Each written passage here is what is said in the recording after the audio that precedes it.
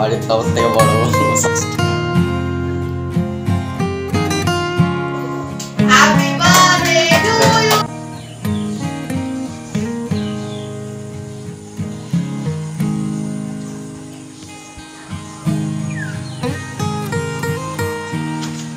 নমস্কার, আমি শিল্পা বলছি। আপনাদের সকলকে আরও একবার স্বাগত আমার চ্যানেল শিল্পা.প্রবীরে আরও একটি নতুন ব্লগে। আশা করছি আপনারা সকলে ভীষণ ভালো আছেন আর সুস্থ আছেন। কর্তামশাইয়ের জন্মদিন উপলক্ষে একটা ছোট্ট ব্লগ আপনাদের সঙ্গে শেয়ার করছি। আশা করছি একটু হলেও আপনাদের ভালো লাগবে। সকাল থেকেই শুরু হয়ে গেছে জোর কদমে খাওয়া দাওয়ার প্রস্তুতি। তাই দিনটা যেহেতু ভীষণ স্পেশাল, তাই স্পেশাল খাওয়া দাওয়া তো থাকতেই হবে। সবার প্রথমেই আজকে বানাচ্ছি জলখাবারের জন্য রাধাবল্লভী। তবে আমি যেভাবে রাধাবল্লভী বানাই, কখনোই আমি অনুষ্ঠান বাড়ি বা রেস্টুরেন্টে বা রাস্তার ধারে যে সমস্ত দোকানে পাওয়া যায় তাদের সঙ্গে কখনোই তুলনা করব না। তারা কিভাবে করে আমি বলতে পারি না। তো আমি তো এইভাবে বানাই, তাই আমার নিজস্ব কিছুটা আর কি নিজস্বতা আছে। তাই জন্য বলতে গেলে এটা আমি আমার মতন করেই বানাচ্ছি। রাধাবল্লভীর পুরটা তো বানিয়ে নিয়েছি। এদিকে একটা তরকারি বানাচ্ছি যেটা নিরামিষ। সর্ষের তেলেতে আদা আর টমেটো বাটাটা দিয়ে দিয়েছি। এবার হলুদ গুঁড়ো, লঙ্কা গুঁড়ো, জিরে গুঁড়ো দিয়ে খুব ভালো করে আগে মশলাটাকে কষিয়ে নেব। আপনারা তো দেখলেন রাধাবল্লভীর পুরটা আমি খুব সহজেই বানিয়েছি। সারা রাত ভিজানো কলাইয়ের ডালটাকে খুব ভালো করে বেটে নিয়েছি আদা আর কাঁচা লঙ্কা দিয়ে। সর্ষের তেলেতে কালো জিরে ফোড়ন দিয়ে সেই ডালটাকে খুব ভালো করে নেড়ে নিয়েছি। সাথে দিয়েছি ভাজা মশলা আর একটুখানি গরম মশলা, ব্যাস। আর এদিকে এখন কসুরি মেথি দিয়ে দিলাম। তারপর সিদ্ধ করা আলুটাকে দিয়ে মশলার সঙ্গে ভালো করে মিক্স করে নিয়েছি।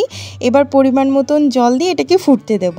আর কিছুই লাগে না, কিন্তু এই তরকারিটা এত অপূর্ব স্বাদ হয়, মানে বলে বোঝানো যাবে না কি অপূর্ব স্বাদ হয়। আগে থেকেই আমি রাধাবল্লভীর জন্য ময়দাটা মেখে রেখেছিলাম। ওটা সিম্পলভাবে একটু নুন, চিনি আর একটুখানি রিফাইন তেল দিয়ে পরিমাণ মতন জল দিয়ে, আর কিছুই লাগবে না। ময়দার ডোটা যতক্ষণ রেস্টে রেখেছিলাম সেই ফাঁকে পুরটা বানিয়ে নিয়েছি। আর পুরটা এখন পুরোপুরি ঠান্ডা হয়ে গেছে। এবার এই লেচিগুলোর মধ্যে পুরটাকে দিয়ে খুব সুন্দর করে স্টাফিং করে দেবো। প্রথমেই একটা লেচি নিয়ে নিয়েছি, গোল বাটির মতন করে নিলাম। তারপর পুরটাকে দিয়ে খুব ভালো করে মুখটাকে সিল করতে হবে, না হলে কিন্তু এটা বেলার সময় বা ভাজার সময় বেরিয়ে যেতে পারে। একটু সাবধানতার সাথে এই কাজটা করতে হবে। দেখুন কত সহজে তৈরি হয়ে গেল একটা লেচি। আর এই নিরামিষ তরকারিটা খুব কম সময় কিন্তু হয়ে যায়, যেহেতু আলুটা সিদ্ধ করাই ছিল। শুধু একটু ভালো করে ফুটিয়ে নিলেই তৈরি। উপর থেকে একটুখানি ফ্রেশ ধনেপাতা দিয়ে দিলাম, এতে করে স্বাদটা আরও ভালো হয়। এই তরকারিটা দেখে কতটা লোভনীয় লাগছে বলুন তো। রাধাবল্লভীর সঙ্গে এর কম্বিনেশনটা আমার তো ভীষণ ভালো লাগে।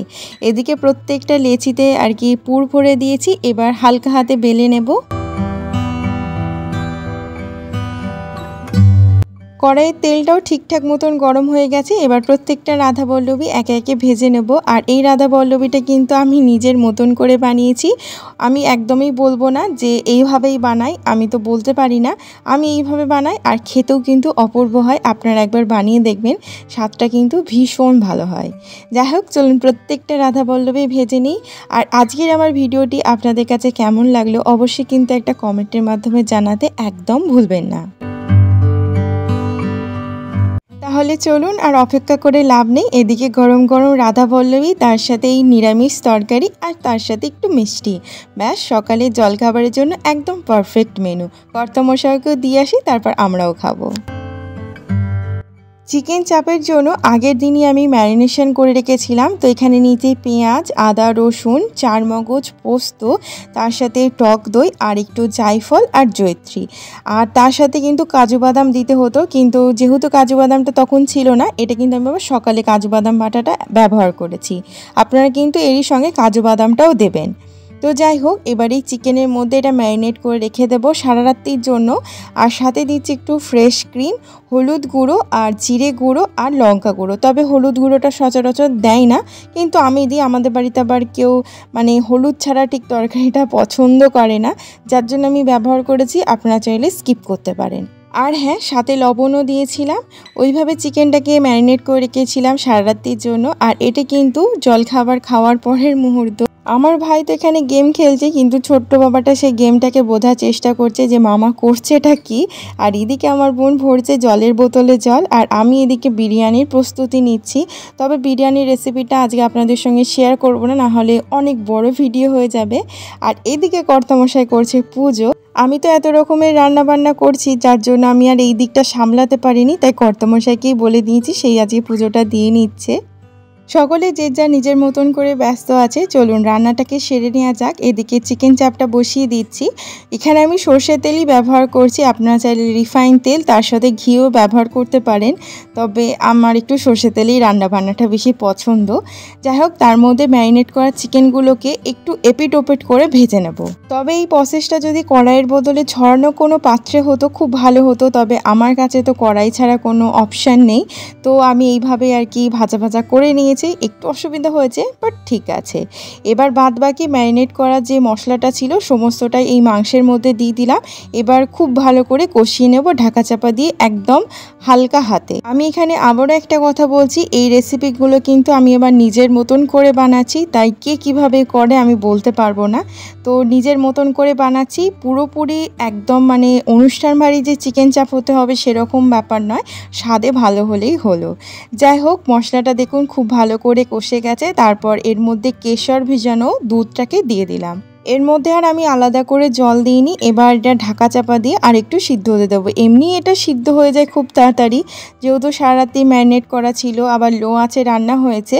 তো এটাতে আর জল দেবো না। এবার ঢাকা চাপা দিয়ে এটা একটুখানি সিদ্ধ হতে দেবো, ব্যাস তাহলেই তৈরি হয়ে যাবে ঘরোয়াভাবে চিকেন চাপ। উপর দিয়ে আরও একটুখানি ফ্রেশ ক্রিম দিয়ে দিলাম। এবার ঢাকা চাপা দিয়ে দেব, তাহলে কিন্তু চিকেন চাপের রেসিপি একদম তৈরি।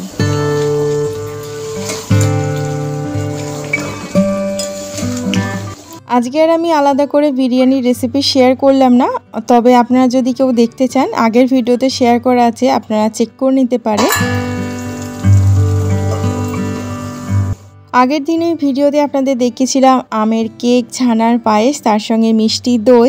আইসক্রিমটা শেয়ার করা হয়নি, সেটা তো তখন ডিপ ফ্রিজে সেট হওয়ার জন্য দিয়েছিলাম। আর দেখুন তো আইসক্রিমটাকে বের করে নিয়ে এসেছি, আর কত সুন্দর জমে গেছে।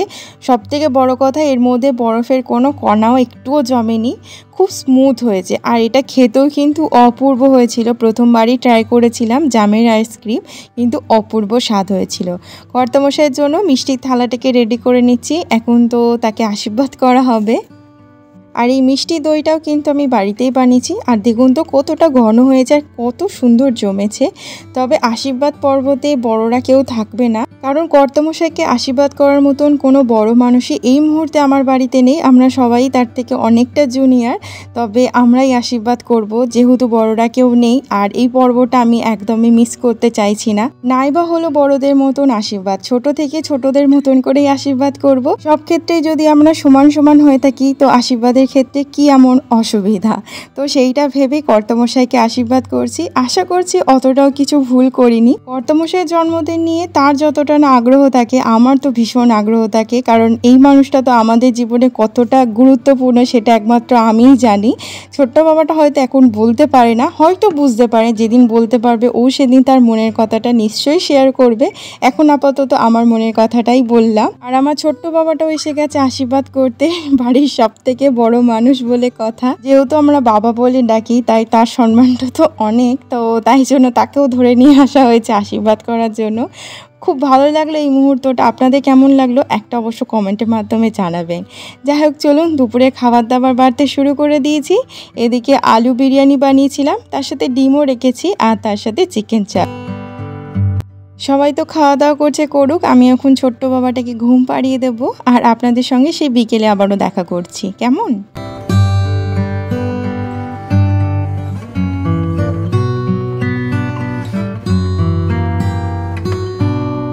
বল ছড়বি না। একদম সন্ধ্যের সময় কেক নিয়ে আবারও হাজির হলাম। আর আজকের ভিডিওটি এতটুকুনি, আর বেশি দূর বাড়াবো না। আশা করছি আপনাদের একটু হলেও ভিডিওটি ভালো লেগেছে। চলুন তাহলে কেকটা কাটা যাক।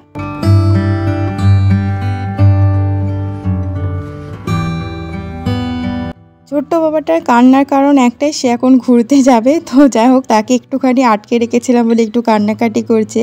কেকটাও কাটা হয়ে গেছে, এবার সবাই মিলে কেকটাকে এনজয় করব। আর আজকের ভিডিওটি এতটুকুনি, আশা করছি আপনাদের একটু হলেও ভালো লেগেছে। আবারও নতুন ভিডিও নিয়ে আপনাদের সামনে হাজির হব। ততক্ষণ আপনারা খুব ভালো থাকবেন আর সুস্থ থাকবেন। তাহলে আজ আসি, আবারও দেখা হবে। ধন্যবাদ আজকের ভিডিওটি দেখার জন্যে। আর হ্যাঁ, চ্যানেলটি যদি সাবস্ক্রাইব আর ফলো না করে থাকেন অবশ্যই করে নেবেন। তাহলে আজ আসি, আবারও দেখা হবে।